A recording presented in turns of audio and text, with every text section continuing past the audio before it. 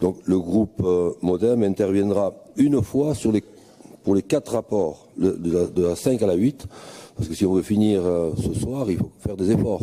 Donc vous voyez un peu notre sens de la responsabilité. Ainsi, pour ce qui est du plan Marise-Bastier et donc la filière aéronautique et spatiale, le groupe MoDem et apparentés salue votre volonté de structurer autant qu'un conseil régional le peut, un secteur porteur et puissant en Nouvelle-Aquitaine et qui fait notre fierté. Le carnet de commandes grossit partout en France et notre région doit saisir cette occasion pour montrer une fois encore son excellence en la matière. Vous entendez dans cette feuille de route améliorer les synergies entre les entreprises du secteur, encourager les PME, les ETI, notamment à travers 2 appels à manifestation d'intérêt ou encore anticiper les besoins en matière de compétences en développant des actions en lien avec les universités. Comme dans toutes les feuilles de route, ces axes sont larges et soumis à interprétation. Et ce sera donc lors des commissions permanentes, au moment de voter leur traduction concrète, que nous verrons leur valeur. Il n'empêche que pour une feuille de route, ces intentions sont tout à fait respectables.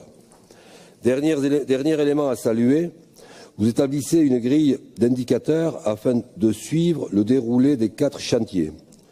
C'est une très bonne démarche et vous pouvez compter sur les élus démocrates et apparentés pour s'en servir et évaluer cette politique.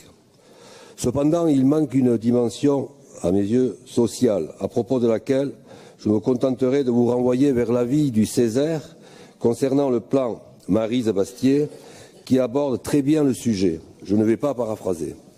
Au sein duquel on trouve l'article 12 concernant les frais qui tient en une phrase. Chaque partie supporte les frais qu'elle aura engagés au titre de l'exécution du présent contrat.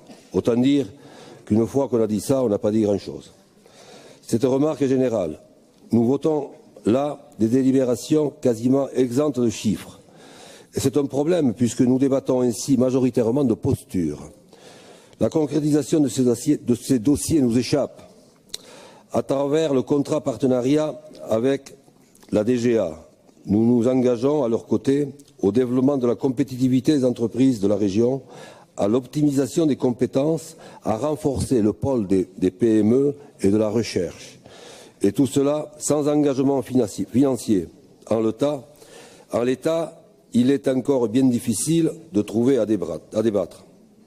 Pour conclure, même si ces dossiers manquent de chiffres, de concret et d'engagement, nous soutenons les principes énoncés et voterons favorablement pour chacun de ces 4 dossiers. Vous voyez que l'opposition est utile des fois. Merci, Monsieur le Président.